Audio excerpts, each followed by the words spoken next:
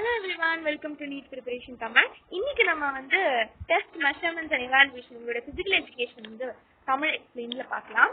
So test measurement and எவாலுவேஷன்ல நம்ம question wise நம்ம பார்க்கறது பெட்டரா இருக்கும். So let us start with first question வந்து write down any 2 key points to keep in mind while conducting a test. இப்போ நான் வந்து ஒரு டெஸ்ட் வந்து கண்டக்ட் பண்ண போறேன் அப்படின்ற பட்சத்துல எந்த பாயிண்ட்ஸ் நான் ஞாபகத்துல வச்சுக்கணும் அப்படின்றது question. In the field of physical education, sport and other fields, various tests are conducted, correct? Various tests that provide excellent results for evaluating players. Some very important tests, important tests, some very important tests are organized to measure the fitness level of an individual. Okay, ஒரு இண்டிவிஜுவலோட fitness லெவலை வந்து கண்டுபிடிக்கிறதுக்கு நிறைய இந்த டெஸ்ட்ல எதுக்கு பண்றோம் அப்படின்னா நீங்க எவ்வளவு ஃபிட்டா இருக்கீங்க அப்படின்றத கண்டுபிடிக்கிறதுக்கு தான் பண்றோம். ஸோ சம் எக்ஸாம்பிள்ஸ் வந்து Sai kilo test, Sai kilo India fitness test, இன்னொன்னு கிரவுஸ் வெப்னர், இந்த ரெண்டு மணி ஞாபகம் போதும். ஸோ கிரவுஸ் வெப்னர் உங்களுக்கு கஷ்டமா இருந்தா யூ கேன் கோ ஃபார் இன்னொன்னு சொல்றேன் ஏஃபர் கொஞ்சம் ஈஸியா இருக்கும், ஏஃபர் ஃபிட்னஸ் டெஸ்ட். இந்த ரெண்டு மணி ஞாபகம் போதும். ஓகேவா? அண்ட் இன்னொன்னு என்னன்னா ரிக்லி ஜோன் ஃபிட்னஸ் டெஸ்ட் ஒன்று இருக்கு.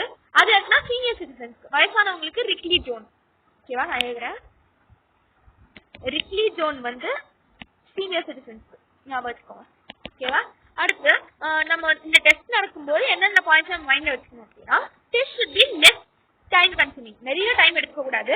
அதே மாதிரி test should be valid and have the educational value. So ரெண்டு கண்டிஷன் இருக்கு.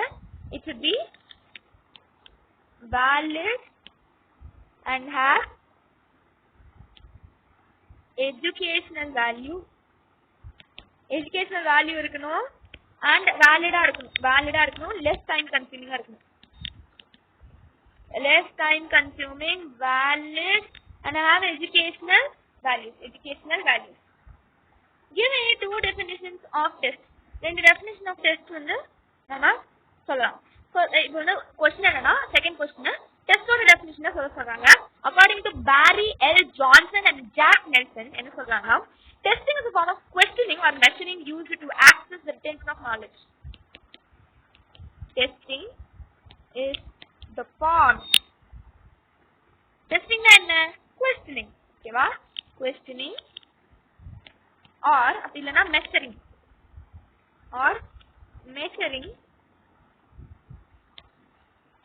used to access retention of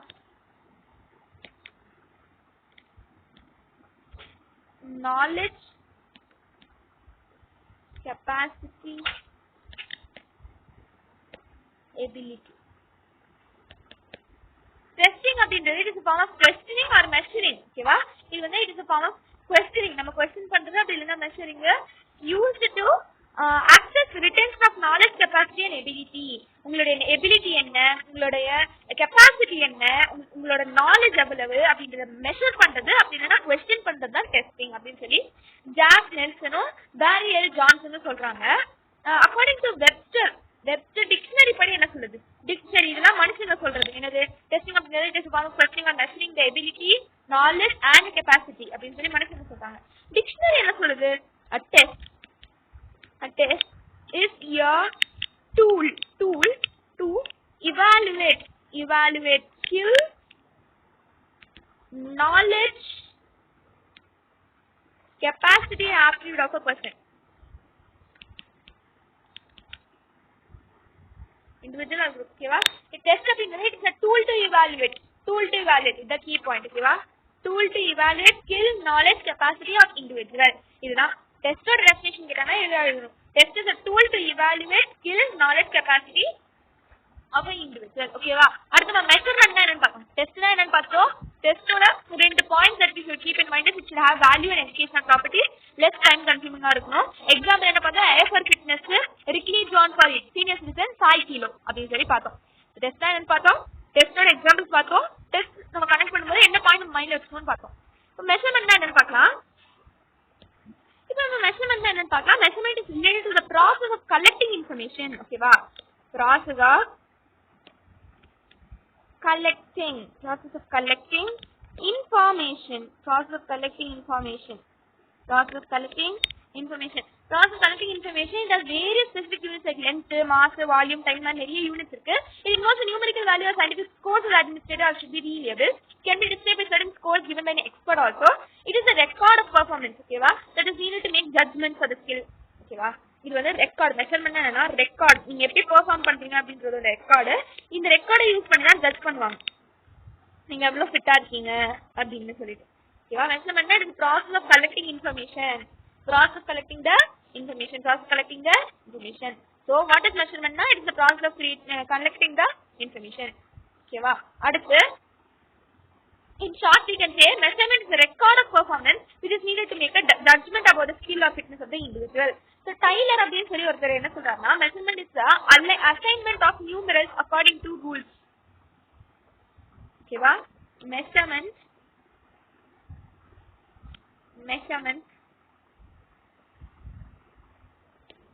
is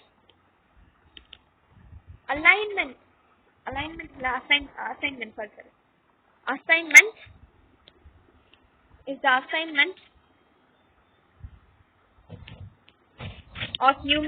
assignment of numerals according to rules. அப்படி சொல்லி டைலர் சொல்றாரு. இது யார் சொல்றாங்க? டைலர். So டைலர் என்ன சொல்றாரு? டைலர் says that measurement அப்படிங்கிறது is the assignment of numerals according to rules. rules படி இருக்கக்கூடிய அசைன் ஆயிருக்க நியூமரல்ஸ் தான் வந்து மெஷர்மெண்ட்னு சொல்லுவாங்க அப்படின்னு சொல்லி டைலர் சொல்றாரு. நம்ம மெஷர்மெண்ட் பார்த்தாச்சு. அடுத்து நம்ம இவாலுவேஷன் பார்க்கலாம். Evaluation is organized assessment done to appraise the value of something and sometimes expressed in qualitative terms. It is a systematic determination of the subject's merit, capacity and worth significance using some set of standards. Evaluation involves taking a series of planned steps in order to better understand a program. It tells the worth of the individual or group. It assigns the worth of the value to score of measurement. Evaluation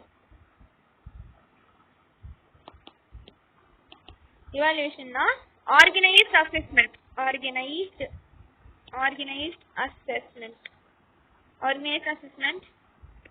done to appraise value of something. ஒருத்தோட வேல்யூவை price பண்ற மாதிரி ஒருத்தங்களுடைய வேல்யூவை வந்து appreciate பண்ற மாதிரி ஒரு வேலை தான் அந்த ஆர்கனைஸ்ட் அசஸ்மெண்ட் தான் என்ன சொல்லுவாங்க? இவாலுவேஷன் சொல்லுவாங்க. அதாவது திருத்துறது தான் எவாலுவேஷன். ஓகேவா? மெஷர்மெண்ட் இவாலுவேஷன் ஜட்ஜ் பண்றது. Judgment is one of evaluation. புரியுதா? வாட் இஸ் இவாலுவேஷன் கேட்டாங்கன்னா evaluation is the organised assessment done to appraise value of something. ஓகேவா? ஆர்கனைஸ்ட் அசஸ்மெண்ட் ரொம்ப இம்பார்ட்டன்ட் கீவேர்டு. ஆர்கனைஸ்ட் அசஸ்மெண்ட் அதை எழுதிக்கோங்க. ஆர்கனைஸ்ட் அசஸ்மெண்ட் எவாலுவேஷன் வந்துட்டாலே organised assessment அப்படிங்கிற வார்த்தையை யூஸ் பண்ணுங்க. இப்போ ஸ்கின் ஃபோல்ட் மெஷர்மெண்ட்னா என்ன அப்படின்னு சொல்லி கேட்பாங்க. Skin fold testing is known as calliper testing சொல்லுவாங்க. இதை கேலிப்பர் டெஸ்டிங்னு சொல்லலாம், ஸ்கின் ஃபோல்ட்னு சொல்லலாம். Caliper testing is very simple and common method to measure the body fat percentage. உங்களுடைய பாடியில எவ்வளவு fat percentage இருக்கு அப்படிங்கறத மெஷர் பண்றதுக்கு. ஓகேவா? So it helps to measure the percentage of fat of the body. Purpose to measure the double thickness skin fold, tricep skin fold, calf skin fold. Double thickness skin fold னா நிறைய பேருக்கு double சின்லாம் இருக்கும். சின் வந்து ரெண்டு ரெண்டா இருக்கும். இல்ல உங்களுடைய தொப்பை ரீஜன்ல ரெண்டு இப்படி இருக்கும். ஓகேவா? இந்த மாதிரி ரெண்டு ரெண்டா இருக்கும் இல்லையா? அது டபுள் திக்னஸ் ஸ்கின் ஃபோல்டு. அதோட ஸ்கின் ஃபோல்ட் மெஷர் பண்றது. உங்களுடைய ட்ரைசெப்ஸ் உங்க ஹேண்ட் பகுதியில இருக்குல்ல, பைசெப்ஸ் ட்ரைசெப்ஸ் அந்த இடம். And then your calf skin fold. இந்த மாதிரி நிறைய ஸ்கின் ஃபோல்ட் இருக்கும்ல, அந்த டபுள் திக்னஸ் மெஷர் பண்றதுக்கு தான் வந்து ஸ்கின் ஃபோல்ட் மெஷர்மெண்ட் உங்களுடைய ஃபேட் பர்சன்டேஜ் மெஷர் பண்ணுவோம். இது கேலிப்பர் டெஸ்டிங் அப்படின்னு சொல்லுவோம்.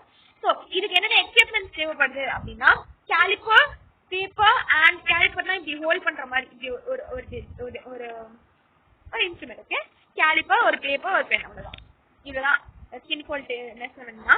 பார்த்தீங்கன்னா சொமாட்டோடைப் பாடினா என்னன்னு பார்க்கலாம். Somatotype. What is somatotype body basically? The term somatotype was used in the system classification of human body types. It was used developed by the American psychologist William Herbert Sheldon. ஓகேவா? William அப்படின்றவர் தான் வந்து first வந்து somatotype body அப்படின்றதே வந்து சொன்னாரு. நம்ம human பாடியை நம்ம டிஃப்ரெண்ட் டைப்ஸ் ஆஃப் கிளாஸிஃபை பண்ணுவோம். அதுல ஒரு டைப் தான் வந்து somatotype. இதை சொன்னவர் தான் அமெரிக்கன் சயின்டிஸ்ட் வில்லியம். ஓகேவா? We observe that there are different types of people, correct? ஒருத்தவங்க வந்து தின்னா இருக்கலாம், ஒருத்தவங்க வந்து ரொம்ப ஒல்லியா இருப்பாங்க, ஒருத்தவங்க ஹைட்டா இருப்பாங்க, ஒருத்தவங்களுக்கு வந்து வீக் மசில்ஸ் இருக்கும், ஒருத்தவங்களுக்கு வந்து எப்படி சொல்றதுன்னா ஒருத்தவங்க தின்னா ஹைட்டா வீக்கா இருப்பாங்கன்னு வச்சுக்கோங்க. இப்படி ஒருத்தவங்க இருக்காங்க, ரொம்ப சின்ன ஹைட்டா வீக்கா இருக்காங்க, வீக் மசில்ஸோட இருக்காங்க.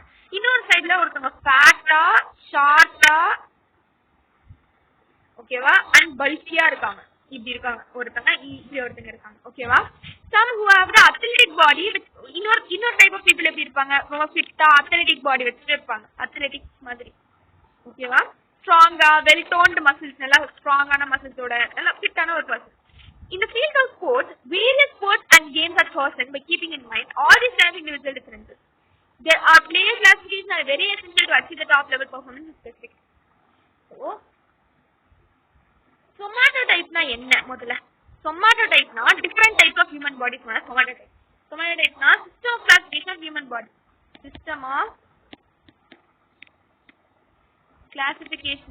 system of classification of human body. இந்த மாதிரி different types of human bodies classify பண்ற அந்த system பேர் தான் somatotype. இது சொன்னவளா விகியம். human body different classify பண்றோம் இல்லையா, அந்த process பேர் அந்த system of classification of human bodies somatotype. ஓகேவா ஒருத்தங்க ஒரு மாதிரி பாடி இருந்தாலுமே ஒரு ஸ்போர்ட்டுக்கு அந்த டைப் ஆஃப் பாடி தேவைப்படும். ஓகேவா இது வரைக்கும் நீங்க ஞாபகம் வச்சுக்கணும். அடுத்து somatotype முடிச்சாச்சா, இப்போ நம்ம மீசோமார்ஃப் என்னன்னு பார்க்கலாம். Mesomorph. Let us look at mesomorph. So, mesomorph அப்படின்றது will refer to a person with strong muscles and athletic body. அதாவது ஒரு ஃபிட்டான strong muscles உடைய athletic body இருந்தது அவங்களுக்கு அப்படின்னா, athletic body இருக்கு, ரொம்ப ஸ்ட்ராங்கா இருக்காங்க அந்த பர்சன் அப்படின்ற பட்சத்துல each and every muscle seems to be well toned. கரெக்டா they possess balanced posture. அதாவது lean fat over muscles. Their shoulders are strong and the waist remains perfectly well shaped. They have a good physical appearance with athletic body structure. They are able to perform strenuous physical activities and participate in various sports and games. They feel less fatigued and accomplish all their sports activities successfully. They love to exist and participate in adventurous activities. Moreover, they seem to be very confident, energetic and courageous. So, mesomorph a person with a strong muscle. Mesomorph it is a type of body only. Mesomorph அப்படின்றது இந்த மாதிரி பாடி உள்ள persons, எந்த மாதிரி பாடி உள்ள persons அப்படின்னா strong muscles, athletic body, strong muscles, ரொம்ப ஸ்ட்ராங்கான மசில்ஸ் இருக்கு, athletic body இருக்கு, ரொம்ப ஃபிட்டா இருக்காங்க, broad shoulders, அப்படியே ஷோல்டர்ஸ் ரொம்ப ஸ்ட்ராங்கா இருக்கு, and the waist are perfectly shaped. Okay, they have the lean fat over the muscles. And இவங்களுக்கு வந்து ஃபேட்டிக்கே ஆகாது, அவங்க எந்த கேமா இருந்தாலும் ஈஸியா ஆடிடுவாங்க. எங்களுக்கு அட்வென்ச்சர்ஸ்லாம் ரொம்ப பிடிக்கிற மாதிரி இருக்கும் இந்த கைண்ட் ஆஃப் பர்சனுக்கு. And they will feel very confident, energetic and courageous. That is not as mesomorph.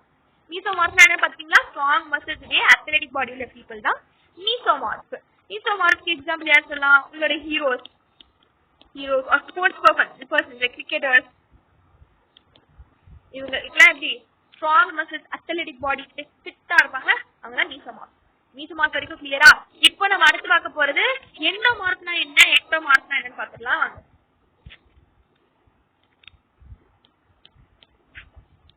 First நம்ம எண்டோமார்ஃப்னா என்னன்னு பார்த்துடலாம். எண்டோமார்ஃப்னா person with short, soft leg, hand comes under the category of personality. Their body parts look very small and underdeveloped muscles இருப்பாங்க, ரொம்ப குட்டியா இருப்பாங்க. they will gain extra fat easily, ரொம்ப குண்டாயிடுவாங்க, sometimes obese ஆகிறதுக்கான வாய்ப்பு கூட ரொம்ப அதிகம்.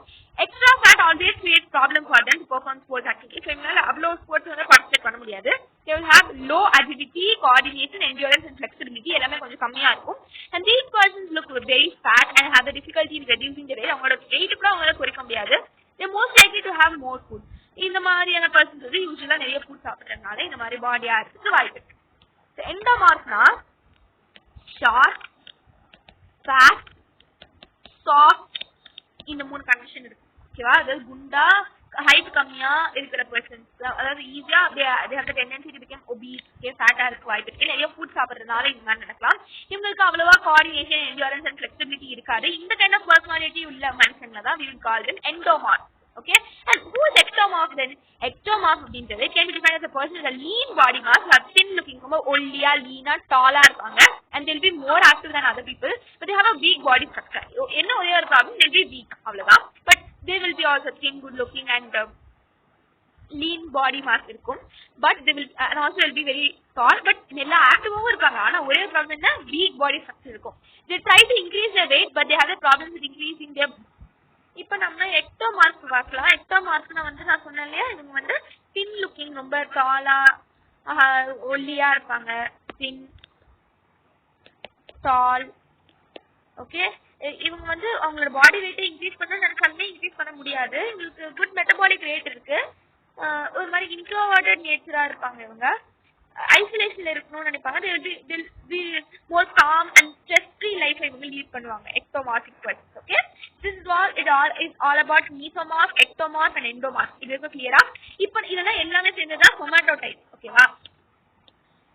இப்போ நம்ம பார்க்க போறது what is the procedure for calculating the weight hip ratio. Weight hip ratio எப்படி கால்குலேட் பண்ணலாம்னு பார்க்கலாமா? ப்ரொசீஜர் பார்க்கலாம்.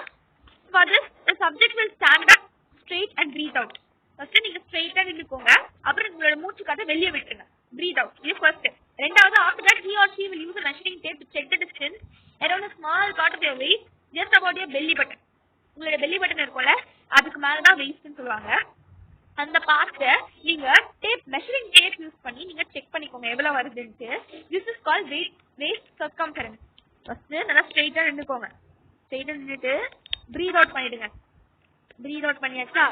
இப்போ மெஷரிங் டேப் யூஸ் பண்ணி waist ரீஜனை மெஷர் பண்ணுவீங்க இல்லையா, அதுதான் வந்து waist circumference சொல்லுவாங்க. அதை மெஷர் பண்ணிடுங்க. இப்போ உங்களுக்கு waist circumference தெரியும். லாஸ்ட் என்ன பண்ண போறோம், waist circumference தெரியுமா? Then he or she will measure the distance around the largest or widest part of your hips. ஓகேவா? அடுத்து நீங்க waist மெஷர் பண்ணீங்களா, அதுக்கு கீழ இருக்கும்ல அந்த ஹிப். அந்த ஹிப் ரீஜனை நீங்க என்ன பண்ணணும், again you have to measure using the tape. அந்த ஹிப்புக்கு ஒரு மெஷர்மென்ட் கிடைக்கும்ல, அது பேர் என்னன்னா hip circumference. இப்போ நீங்க waist circumference கண்டுபிடிச்சீங்க, hip circumference கண்டுபிடிச்சீங்க. After that you will be calculating by dividing your waist circumference by your hip circumference. Waist by hip circumference is known as waist hip ratio. Clear? இப்போ அடுத்து நம்ம பார்க்க போறது what do you understand by health related measurement. Health related measurement என்னன்னு பார்க்கலாம். இப்போ health related measurement.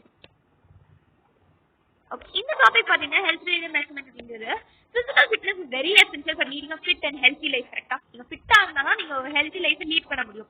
For him to perform all the daily routines, he need to be very physically and mentally fit ஆ இருக்கணும். அப்பதான் நம்ம ஜாலியா நம்ம லைஃப்ல வந்து ஹெல்த்தியா லீட் பண்ண முடியும். A man with a good physical fitness can lead a happy and successful life in the society. Therefore, various kinds of tests are performed to measure the health related fitness. நீங்க ஹெல்த்தியா இருக்கீங்களா அப்படின்னு check பண்றதுக்காக நிறைய types of fitness test இருக்கு. அது நம்ம பார்க்கலாம். Partial curl up test first நம்ம பார்க்க போறோம். பேசிக்கா நம்ம 3 டெஸ்ட் பார்க்கலாம். ஓகேவா? பேசிக்கா 3 டெஸ்ட் பார்த்துடலாம். அதுக்கப்புறம் நம்ம டீடைலா வேணா படிக்கலாம். ஓகே, ஃபர்ஸ்ட் டெஸ்ட் நம்ம படிக்க போறது இந்த partial curl up test.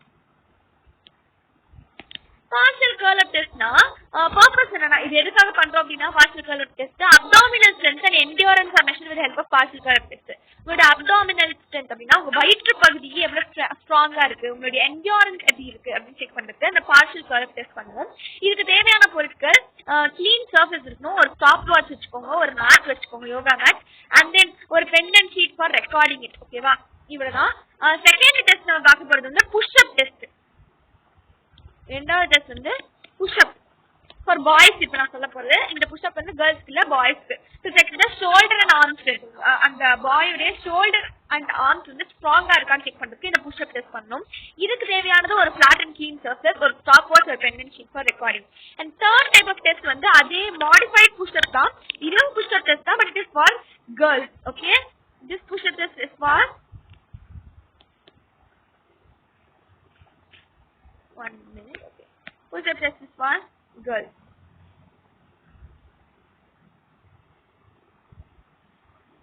So in the situation என்ன நடக்குது, இது எதுக்கு கேர்ள்ஸ்க்கு to check the upper body strength and endurance of the girls. அதாவது உங்களோட அப்பர் பாடி வந்து ஸ்ட்ராங்கா இருக்கான்னு செக் பண்றதுக்கு இதுக்கும் ஒரு கிளீன் ஃபிளாட் ஃப்ளோர், ஒரு ஸ்டாப் வாட்ச், ஒரு பென் அண்ட் ஷீட் வேணும்.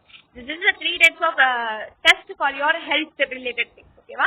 அடுத்து நம்ம பார்க்க போறது வந்து explain about partial curl ups கேட்பாங்க. பார்ஷியல் கர்ல் அப் டெஸ்ட் வந்து பார்த்தோம்னா பர்பஸ் நான் ஆல்ரெடி சொல்லிட்டேன். It is abdominal strength and endurance. இதுக்கு தேவையான பொருட்கள் நான் சொல்லிட்டேன். ப்ரொசீஜர் மட்டும் இப்போ நம்ம பார்க்கலாம். ப்ரொசீஜர் ஸ்கோரிங் பார்க்கலாம். ப்ரொசீஜர் வந்து a person will lie down on the எப்படி பண்ணணும் பார்ஷியல் கர்ல் அப் டெஸ்ட்னா, நீங்க வந்து நார்மலா தூங்குற மாதிரி படுத்துக்கிற மாதிரி அப்படி படுத்துக்கோங்க தரையில.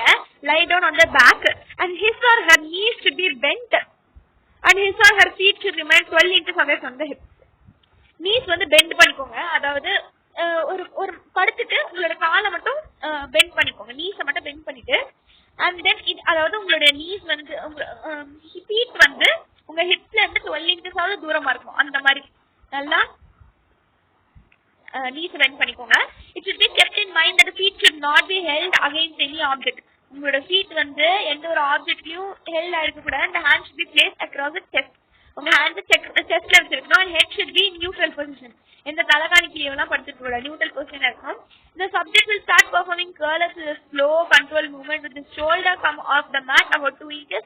After that, subject will go back to his initial position. If the individual is able to take that 1.5 seconds to subject will go back to his initial position. The individual is able to take 1.5 seconds to come up and 1.5 seconds to come down. And total time duration is 3 seconds. Then only a successful curl-up will be counted. It will be continued for given time until exhaustion. The subject is not allowed to take rest during the up and down position. This way of partial curl-up test will finish. Partial curl-up test na இப்ப என்னன்னு சொல்லிட்டேன். நீங்க வந்து படுத்துக்கணும். லை down பண்ணிக்கோங்க. அடுத்து உங்களோட knees வந்து bend பண்ணிக்கோங்க. that your feet should be 12 inches away from your hips. உங்க ஹிப்ஸ்ல இருந்து ஒரு 12 inch தூரமா இருக்கணும் உங்க feet. Make sure that you are not leaning against any wall or your neck should be in neutral position and your hand should be placed in chest region and you have to come forward in 1.5 seconds. அப்படி இருக்கணும். அதுக்கப்புறம் 1.5 seconds again you should go back. This has to be done for continuous time. Total time duration will be 3 seconds. And this curl up அப்போ உங்களுக்கு exhaust ஆகிறதுக்கு நீங்க பண்ணிட்டே இருக்கணும். நடுவுல ரெஸ்ட் எடுக்க கூடாது. ஓகேவா? இதுதான் procedure of curl up test. curl up test புரிஞ்சிருச்சா? இப்போ நம்ம ஸ்கோரிங் என்னன்னு பார்த்தோம்னா a successful number of curl ups will be recorded and subject will perform within the given time limit. ஓகேவா? இப்போ நீங்க வந்து எத்தனை கொடுத்திருக்க டைம் லிமிட்ல எவ்வளவு curl ups வந்து பண்ணிருக்கீங்க அப்படின்றத ரெக்கார்ட் பண்ணணும். அதுதான் ஸ்கோரிங்னு சொல்லுவாங்க. ஓகேவா? successful number of curl ups will be recorded. And அடுத்த क्वेश्चन வந்து what do you understand from modified push-ups? அதாவது கேர்ள்ஸ்க்கான push-upsல இருந்து என்ன அண்டர்ஸ்டாண்ட் பண்ணீங்க? நான் ஆல்ரெடி நான் சொல்லிட்டேன். இது for that in the upper body strength. ஓகேவா? இது வந்து அப்பர் பாடி ஸ்ட்ரென்த்காக. இப்போ இந்த மாடிஃபைட் புஷ்-அப்ஸ் உடைய ப்ரொசீஜர் வந்து பாத்துடலாம் வாங்க. மாடிஃபைட் ப்ரொசீஜர் வந்து modified push-ups test is used for girls because they have the less upper strength. Usually men's ஓட கம்பேர் பண்ணும்போது upper body strength வந்து girls கம்மியா இருக்கும். This test will be conducted on knee position. In this test, the subject will take a push-up position on their hands and knees. Her hands should be wide, should be shoulder width apart. அதாவது உங்களோட shoulder தூரத்துக்கு நீங்க வந்து உங்க கையை வந்து இப்போ நீங்க புஷ்-அப்ஸ் எடுக்க மாதிரி உங்களோட பொசிஷன் இருக்கணும். உங்களோட knee பொசிஷன் வந்து என்ன ஆகணும்? ப்ரொசீஜர் நான் சொன்ன மாதிரி தான் புஷ்-அப் பாடி பொசிஷன்ல இருக்கணும். நீங்க உங்களோட ஹேண்ட்ஸ் அண்ட் நீஸ் வந்து புஷ்-அப் பொசிஷன்ல இருக்கா? Her hands should be shoulder width apart. அதாவது உங்களோட ஷோல்டர் வித் தூரமா வச்சுட்டு உங்களோட எல்போஸ் வந்து ஃபுல்லி வந்து எக்ஸ்டெண்ட் ஆயிருக்கணும். and after taking position she will drop the hip and move the hands forward until she comes in the straight lines on the knees to the hips and move the hands forward. அது normal உங்களுடைய புஷ்-அப் உடைய எப்படி இருக்கும் அதே மாதிரி இந்த elbows will be bent 90 degree. she will continue the push-ups at the given time until exhaust ஆகும். Tired ஆகிற வரைக்கும் அவங்க பிரேக்கே எடுக்காம ரெஸ்டே எடுக்காம பண்ணிட்டே இருக்கும். ஓகேவா? 90 டிகிரி அவங்களோட எல்போ இருக்கணும். she will lower down her upper body. upper bodyய கீழ விட்டு மேல விடுவாங்க. இந்த மாதிரி புஷ்-அப் எடுத்துட்டே இருக்கும்போது கீழ விட்டு மேல எடுக்கும்போது இந்த எல்போ வந்து 90 டிகிரில வந்து இருக்கணும் அப்படின்னு சொல்றாங்க. இதோட ஸ்கோரிங் வந்து total number of push-ups will be recorded within the time limit. Okay? இப்போ அடுத்து which test will you organize to measure cardiovascular fitness? உங்க ஹார்ட் ஹெல்த்தியா இருக்கான்னு செக் பண்றதுக்கு என்ன டெஸ்ட் பண்ணணும் அப்படின்னா ஹார்வர்ட் ஸ்டெப் டெஸ்ட் அப்படின்னு சொல்லி ஒன்று இருக்கு. அதான் பண்ணணும். என்னது? ஹார்வர்ட்